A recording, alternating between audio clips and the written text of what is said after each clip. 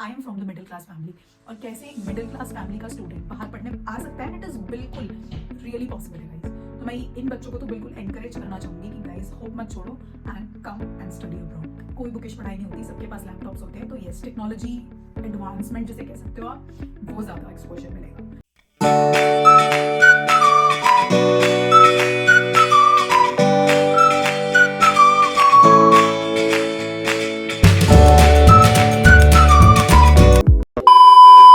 Hello everyone, welcome back to my channel exploring abroad. और कैसे हैं आप सब? तो आज मेरा है डे 5 इन एडिलेड और सबको बहुत बहुत नवरात्रे आज से स्टार्ट हो रहे हैं इंडिया में, तो सबको बहुत बहुत बधाइयाँ, जय माता दी। तो आज की वीडियो स्टार्ट करते हैं और मैंने सोचा एक सीरीज़ बनाई जाए कि अगर कोई इंटरनेशनल स्टूडेंट स्टार्टिंग में सोच रहा है कि उसको अब्रॉड स्टडीज़ के लिए जाना है, तो उसको कहाँ से स्टार्ट करना है, is it really worth it और नॉट। क्योंकि अब्रॉड स्टडीज़ के लिए जाना है दैट इज़ फाइन, बट आपको क्यों जाना है अब्रॉड स्टडीज़ के लिए, what is your reason, what is your specialization. तो इन सब चीज़ों के बारे में डीप में बात करेंगे कि क्या एक्सपोजर मिलता है, कितना इंटरनेशनल एक्सपोजर है या नहीं है। तो आज से एक सीरीज़ स्टार्ट करेंगे। इस सीरीज़ में मैं इस तरीके से बताऊंगी कि पहले वाई स्टडी अब्रॉड, उसके बाद विच कंट्री टू चूज़, क्योंकि हर इंसान के अपने गोल्स होते हैं, तो उस हिसाब से आपको अपनी कंट्री सेलेक्ट करनी होगी। लाइक फॉर एग्जांपल, किसी का फाइनेंशियल बैकग्राउंड उतना स्ट्रॉन्ग नहीं है बट एकेडमिक्स सुपर बहुत ही ज़्यादा अच्छा है, तो वो बंदा क्या कर सकता है, वो बंदा जर्मनी के लिए टारगेट कर सकता है। किसी का एकेडमिक्स थोड़ा सा ऊपर नीचे है बट स्टिल उसको फॉरेन स्टडीज़ के लिए जाना है, तो वो बंदा किन कंट्रीज़ में सेलेक्ट कर सकता है, किन यूनिवर्सिटीज़ के लिए सेलेक्ट कर सकता है। किसी को टॉप यूनिवर्सिटीज़ में पढ़ना है, किसी को चीप यूनिवर्सिटीज़ में पढ़ना है। तो इस तरीके से एक पूरी सीरीज़ लाएंगे जिस पे कि हर चीज़ पे डिटेल में बात करेंगे, हर टॉपिक पे। तो आज का जो सबसे पहला टॉपिक इस सीरीज़ का होने वाला है, वो होने वाला है why study abroad. Actually study abroad क्यों करना चाहिए या नहीं करना चाहिए, ये आप लोगों के ऊपर है। मैं कोई माइग्रेशन एजेंट नहीं हूँ, बट स्टिल मैं अपने एक्सपीरियंस से आपको बताती हूँ कि मतलब एक बंदे को क्यों स्टडी अब्रॉड पे जाना चाहिए, करना चाहिए। तो लेट्स स्टार्ट द वीडियो। सबसे पहली चीज़ जो मैं डिस्कस करना चाहूँगी वो होगा क्वालिटी ऑफ एजुकेशन। सो जब आप बाहर पढ़ने जा रहे हो तो आप ग्लोबली रिकग्नाइज्ड यूनिवर्सिटीज़ में पढ़ सकते हो, जो कि अगर आप क्यूएस रैंकिंग जो सबसे ज़्यादा लेजिट मानी जाती है, तो क्यूएस रैंकिंग के हिसाब से आप one of the top universities में पढ़ सकते हो। उन टॉप यूनिवर्सिटीज़ में आप अच्छे लेवल की रिसर्च पे काम कर सकते हो। मतलब बहुत क्वालिटी जो है ना एजुकेशन की, वो थोड़ी सी डिफरेंट है। लाइक प्रैक्टिकल नॉलेज, आप प्रैक्टिकली, जैसे यहाँ की जो पढ़ाई होती है ना, वो प्रैक्टिकल नॉलेज पे ज़्यादा बेस्ड आउट होती है इंस्टेड ऑफ बुकिश नॉलेज। तो अब प्रैक्टिकल नॉलेज पे कैसे बेस्ड आउट होती है, मैं इसका एक एग्जाम्पल देती हूँ आपको। फॉर एग्जाम्पल, आप कोई भी थ्योरी पढ़ रहे हो, अब यहाँ पे क्या होता है, जनरली जो वर्कशॉप्स होती हैं, जो ट्यूटोरियल्स होते हैं, यहाँ पे क्लासेस को वर्कशॉप और ट्यूटोरियल्स बोलते हैं। तो जो वर्कशॉप होती हैं और जो ट्यूटोरियल्स होते हैं, उसमें जो टीचर आपको पढ़ा रहा है, एक तो वो टीचर बहुत ही ज़्यादा वेल एजुकेटेड है, मतलब वेल एजुकेटेड है इन द सेंस कि उसने अपनी फील्ड में बहुत ज़्यादा मास्टरी कर रखी है, तभी वो world class top education centres पे पढ़ा रहा है। दूसरी चीज़ कि जो वो आपको टीचर पढ़ा रहा है, जनरली जो हमारे टीचर्स हैं ना, वो हर छोटी छोटी चीज़ों को बहुत ज़्यादा प्रैक्टिकल वे में बताते हैं। मतलब क्लास में इंटरेक्शन बच्चों के बीच में बहुत ज़्यादा होता है। अगर उनको एक कोई थ्योरी समझानी है ना, तो वो उस थ्योरी को ये नहीं कि बुक में से रीड करके, जैसे इंडिया में होता है कि बुक में से रीड करके then teacher will explain, but it is not like that है।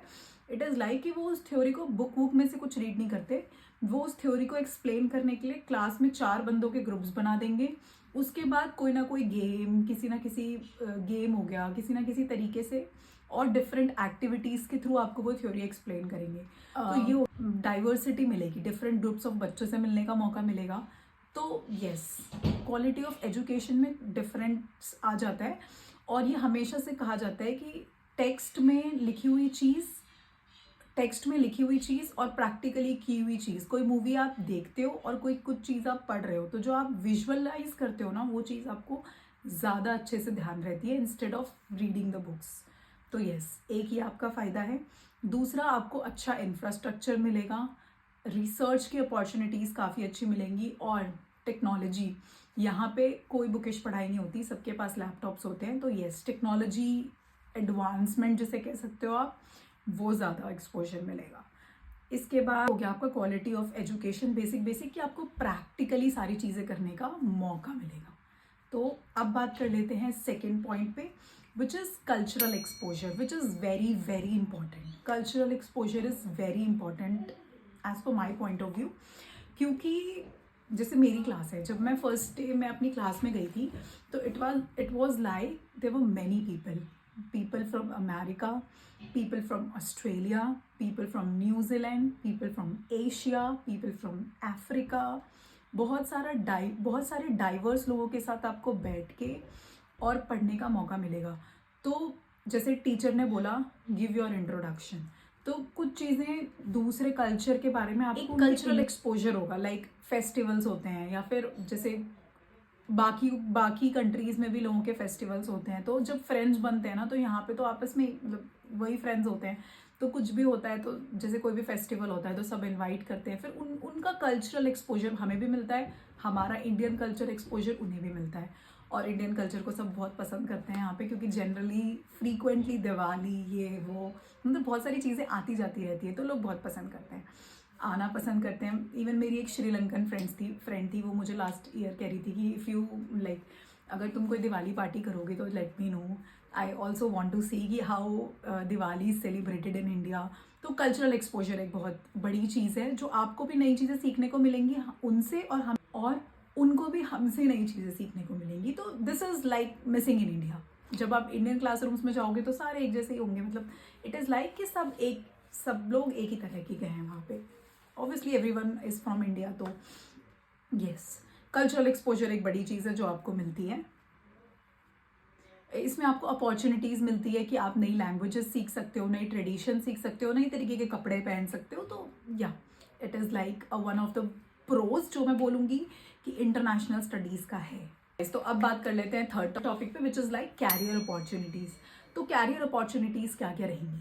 सो कैरियर अपॉर्चुनिटीज़ में ऑब्वियसली आपका एम्प्लॉयबिलिटी बढ़ेगा, आप मल्टीनेशनल कंपनीज़ के साथ ज़्यादा काम कर पाओगे। तो एक तरीके से आपको मल्टीनेशनल कंपनी में एक्सपोजर का बहुत अच्छा मौका मिलेगा कि आपने अगर बाहर से स्टडीज़ कर रखी है ना, तो वो लोग उसको मतलब एक प्रो की तरह लेते हैं कि चलो ठीक है, हमारे एजुकेशन सिस्टम में बंदा 2 साल या 4 साल पढ़ के गया है, तो उसे नॉलेज हो गया हमारे कंट्री की, हमारे वे ऑफ वर्किंग की, हमारे टारगेट मार्केट की। तो येस दिस इज़ इम्पॉर्टेंट, ठीक है।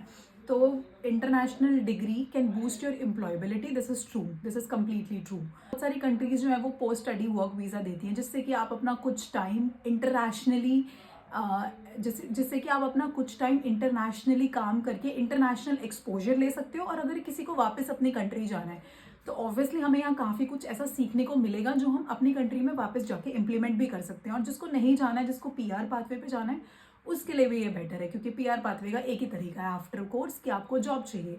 तो if you do the job you can also apply for the permanent residency.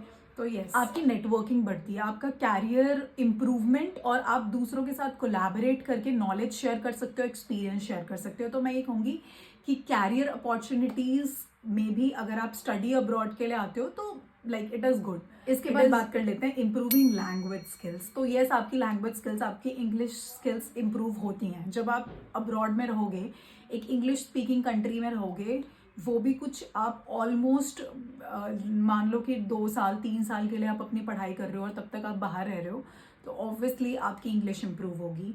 आप डे टू डे कॉन्वर्सेशंस करोगे यहाँ के लोगों के साथ, तो येस ऑब्वियसली आपकी लैंग्वेज स्किल्स भी अच्छी होंगी, इवेंचुअली 2-3 साल में बेटर होंगी अगर आप बहुत अच्छे से अपने आप को उस चीज़ में ढालने की कोशिश करते हो। तो सबसे इम्पॉर्टेंट टॉपिक पे बात करना चाहूँगी, which is personal development, independence and personal development. So guys independence and personal development एक बहुत ज़्यादा इंपॉर्टेंट टॉपिक है, क्योंकि ये मैंने खुद अपने ऊपर फील किया है। तो जब हम बैक इन इंडिया होते हैं तो जनरली घरों में हमें सब कुछ करके मिल जाता है, जैसे हमारी मदर्स हमें खाना बना के देती हैं, पैसों की टेंशन होती है तो पापा के पास भाग जाते हैं। तो जनरली यहाँ पे क्या है, यहाँ पे आप सेल्फ डेवलपमेंट सीखोगे कि आपको किस तरीके से हर चीज़ मैनेज करनी है, अपनी पढ़ाई मैनेज करनी है, अपनी पार्ट टाइम जॉब मैनेज करनी है, अपने घर के काम मैनेज करने हैं, अपने लिए खाना बनाना है। Anyways you have to do it by for your own right, but still एक डिसिप्लिन जो होता है ना कि हर चीज़ हमें, जैसे अब मुझे ग्रोसरीज लानी है, क्योंकि खाना तभी बनेगा जब मैं ग्रोसरीज लेके आऊँगी, तो मुझे मार्केट भी जाना है, मुझे सब्जियाँ भी खरीदनी है, मुझे अपने कपड़े भी धोने हैं, मुझे अपने बर्तन भी धोने हैं। तो it is like it is a process of self development. और मैं ये मानती हूँ कि हर इंसान को हर किसी को अपने लिए हर किसी को लाइफ लॉन्ग खाना खाना होता है। तो लाइफ लॉन्ग जो चीज़ें आपको करनी है ना, उसकी एक ट्रेनिंग आप कह लो कि वो मिल जाती है आपको। तो पर्सनल डेवलपमेंट के पर्सपेक्टिव से बहुत बहुत ज़्यादा मैं कहूँगी कि बेटर है अगर आप यहाँ आते हो। अब घरों में बेशक मैं कह रही हूँ कि हम घरों में भी करते हैं अपने अपने, ऐसा कुछ नहीं है कि हम नहीं करते, बट स्टिल एक डिपेंडेंस रहती है कि घर वाले हैं तो खाना मिल जाएगा। बट यहाँ पे क्या है, यहाँ पे कोई नहीं है भाई, खुद ही बनाना है, खुद ही खाना है। तो इससे आप एक डिसिप्लिन सीखते हो लाइफ में, कि डिसिप्लिन इन द सेंस कि हाँ मुझे अब शिफ्ट से जाके खाना बना के खाना है, फिर मुझे सोना है, फिर मुझे कल सुबह यूनी जाना है, पढ़ाई करनी है, यूनी का असाइनमेंट करना है, 100 चीज़ें करनी है। तो येस, पर्सनल डेवलपमेंट बहुत अच्छी है इसमें। प्लस फाइनेंशियल स्टेबिलिटी, फाइनेंशियली भी आप सीखते हो कि पैसे को कैसे आपको बचाना है, किस तरीके से सेविंग्स करनी है, कहाँ पे पैसे को इन्वेस्ट करना है, यूज़ करना है। क्योंकि इंडिया में क्या होता है, जनरली लोग ठीक है, घर है रहने के लिए, ज़्यादातर लोगों के पास घर होता है तो रेंट नहीं देना, या फिर अगर जिनको देना भी उनके पेरेंट्स की हेडेक है, उनकी हेडेक नहीं है। तो ये सब चीज़ें आपको यहाँ मैनेज करनी होंगी। तो आप आप फाइनेंशियली भी थोड़ा अपने आप को ग्रो करने का सोचोगे, फाइनेंशियली भी पैसा जो कमा रहे हो उसको बचा के रखने का सोचोगे, किस तरीके से उसे प्रॉपर यूटिलाइज किया जाए ये सोचोगे। तो ये एक पॉइंट बहुत इंपॉर्टेंट पॉइंट है। Global recognisation of Indian talent, obviously India के लोगों की ग्लोबली बहुत ज़्यादा डिमांड है, सच में बहुत ज़्यादा डिमांड है। चाहे वो आईटी प्रोफेशनल्स हो, इंजीनियर्स हो, मेडिसिन डिपार्टमेंट में हो, या फिर कोई बिजनेस मैनेजमेंट डिपार्टमेंट में हो। गाइज इंडिया के लोगों, मतलब मैं देखती हूँ अच्छे अच्छे लेवल्स पे बहुत सारे इंडियंस हैं, क्योंकि इंडियंस मुझे ऐसा लगता है माइंड से शार्प होते हैं, मेहनती होते हैं बहुत ज़्यादा। ये ट्रू है, यहाँ का कल्चर बहुत डिफरेंट है। यहाँ का कल्चर है कि आप एक हफ्ते कमाओ और 7वें दिन जाके क्लब में पार्टी करके उड़ा के आओ। But Indians are not like that, they are not even born like that. तो इंडियंस मेहनती होते हैं, तो उसका एक इंडियंस को प्लस पॉइंट मिलता है, क्योंकि यहाँ पे मेहनत की बहुत ज़्यादा वैल्यू करी जाती है। तो यस, इसके बाद बात कर लेते हैं potential to permanent residency. Obviously अगर आप स्टडी अब्रॉड के लिए आ रहे हो और आपको बाहर ही सेटल होना है, क्योंकि आपको यहाँ का बहुत अच्छा लगा, लिविंग स्टैंडर्ड वगैरह आपके और ऐसे मैच हो रहा है, तो आपको परमानेंट रेजिडेंसी चाहिए। तो येस, परमानेंट रेजिडेंसी के पाथवेज ओपन हो जाते हैं if you are going for study abroad. This is one of the reason जो बच्चे आते हैं बाहर पढ़ाई वढ़ाई करने के लिए, ताकि वो बाद में पूरा सेटल इन हो सके वहाँ पे। Family pressure and social pressure, family expectations की बात करूँगी तो इंडिया में ये होता रहता है कि अरे उसकी चाची के बुआ के बेटे ने ये कर लिया, अरे तेरी बुआ के बेटे ने ये कर लिया, तेरी मौसी के बेटे ने ये कर लिया, तूने ये नहीं किया। तो ये जो कंपटीशन है ना, ये हर फैमिली में होता है इंडिया में, और करा जाता है, अभी भी करा जाता है, नो डाउट अबाउट इट। तो मैं ये कहूँगी कि जब आप स्टडी अब्रॉड के लिए आते हो तो इस फैमिली एक्सपेक्टेशन से भी थोड़ा बाहर आ जाते हो, क्योंकि आप बाहर होने पता है कि बच्चा पढ़ रहा है, कमाएगा, जॉब करेगा। तो एक फैमिली बर्डन कह लो, बर्डन नहीं कहूँगी मैं, बट ये एक्सपेक्टेशन से आप बाहर आ जाते हो।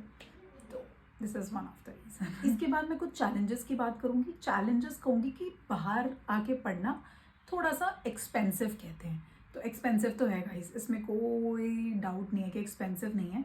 तो मैंने कहा आपको फाइनेंशियल मैनेजमेंट अगर अच्छे से आ गया तो आप एक्सपेंसेस भी कवर कर लोगे। इफ़ यू हैव कैपेबिलिटीज सबके अंदर होती हैं, it is just of hard work. If you do hard work तो I am sure even people are doing it, even I am doing it, and even everybody is doing it here, कि if you are hardworking you will be able to survive and like do everything whatever you want. So yes, this is one of the, मैं इसको कौन कहूँगी क्योंकि expensive है, anyways India भी expensive है। एक टॉपिक जो मैंने मिस कर दिया है वो बहुत ज़्यादा इम्पोर्टेंट टॉपिक है, वो है कि कंपटीशन। तो मैं ये कहूँगी कि इंडिया में पॉपुलेशन ज़्यादा होने की वजह से कंपटीशन बहुत बहुत ज़्यादा है, ठीक है। अब यहाँ जैसे अगर आप IIMs कैट का एग्ज़ाम देते हो या IITs का एग्ज़ाम देते हो, तो जनरली गाइस कंपटीशन आपको भी पता है कि FIITJEE की कोचिंग सेंटर हो या फिर कैट का कोई कोचिंग सेंटर हो, सब इतने ज़्यादा पैक्ड है ना, बट वैकेंसीज जो हैं, जो सीट्स हैं वो लिमिटेड है। इस वजह से लोग बहुत ज़्यादा हैं और सीट्स लिमिटेड होने की वजह से कंपटीशन बहुत ज़्यादा बढ़ जाता है। और फिर जो टैलेंटेड बच्चे हैं भी, मैं ये नहीं मानती कि अगर आपने वो एग्ज़ाम निकाल दिया उसके बाद ही आपके सर पे वो टैलेंटेड का धब्बा लगेगा। There are many students who have potential to do very well in their careers, for their countries, for their families, for their owns, but still if they won't be able to crack that one single exam doesn't mean कि वो कुछ नहीं कर सकते। तो ऐसे बच्चों के लिए स्टडी अब्रॉड एक ऐसा ऑप्शन है जो उन्हें डेफिनेटली ऑप्ट करना चाहिए। अगर वो ब्लैंक आउट फील कर रहे हैं अपने आप को कि मेरा एक एग्जाम नहीं निकला और मैं अब ब्लैंक आउट हो गया हूँ बिल्कुल, so don't stop there, you have lot of option guys, so you have to be on the top of that please. हाँ, तो मैं यही कहूँगी कि ये सबसे बड़ा रीज़न है। यूपीएससी का एग्ज़ाम देख लो, मतलब जो आपका चांसेस ऑफ परसेंट है ना, जो आपका होगा, मतलब जिनका हो रहा है वो तो फिर उनकी लाइफ सेट हो रही है, बट जिनका नहीं हो रहा है उनका क्या, वो लोग फिर 20-25 हज़ार की नौकरी करके, कुछ भी कॉल सेंटर्स में जॉब करके एक सोचते हैं कि शायद हम इसीलिए बने थे, बट ऐसा कुछ नहीं है गाइज। सो मैं ऐसे स्टूडेंट्स को बिल्कुल इनकरेज करना चाहूँगी जिन्होंने अपने 2 साल IITs, 2 साल कैट में या फिर कोई कॉम्पिटिटिव एग्ज़ाम्स की तैयारी में लगाए हैं। मैं बता रही हूँ, थोड़ा सा आपको मुश्किल लग सकता है, प्रोसेस लगेगा कि यार दूसरी कंट्री का वीज़ा कैसे लगेगा, फंड्स कैसे दिखाएंगे, बट जो ये सीरीज़ आएगी, इस सीरीज़ में मैं डीप में हर चीज़ आपको बताऊंगी कि फंड्स का किस तरीके से आपको करना होता है। क्योंकि मैं फिर से बता रही हूँ, मैंने एक वीडियो और डाल रखी है कि कैसे एक मिडिल क्लास स्टूडेंट आ सकता है, और मैंने देखे हैं बंदे, मैं even I am from the middle class family, और कैसे एक मिडिल क्लास फैमिली का स्टूडेंट बाहर पढ़ने आ सकता है, एंड इट इज़ बिल्कुल रियली पॉसिबल है गाइज। तो मैं इन बच्चों को तो बिल्कुल एनकरेज करना चाहूँगी कि गाइज होप मत छोड़ो and come and study abroad. It is a best option for you guys, don't lose hope. बहुत पैसा है बाहर, अच्छी अपॉर्चुनिटीज़ हैं, you just have to do some मेहनत, साम दाम दंड भेद, and then you will able to do it for sure. So आज के इस वीडियो को यहीं पे ख़त्म करते हैं कि क्यों स्टडी अब्रॉड के लिए आना चाहिए। मेरे दिमाग में ये पॉइंट्स थे, और भी पॉइंट्स हो सकते हैं, और भी प्रोज हो सकते हैं, और भी कॉन्स हो सकते हैं। अगर आप लोगों को लगता है कि इसके अलावा और प्रोज कॉन्स हैं तो प्लीज़ कमेंट बॉक्स में डाल दो, ताकि बाकी लोग जो वीडियो देख रहे हैं वो और क्लैरिफाई हो सके इस टॉपिक पे और अपना डिसीजन बहुत अच्छे से ले सके। तब तक के लिए बहुत बहुत धन्यवाद। जय श्री राम, और नवरात्रि एंजॉय करो। जय माता दी।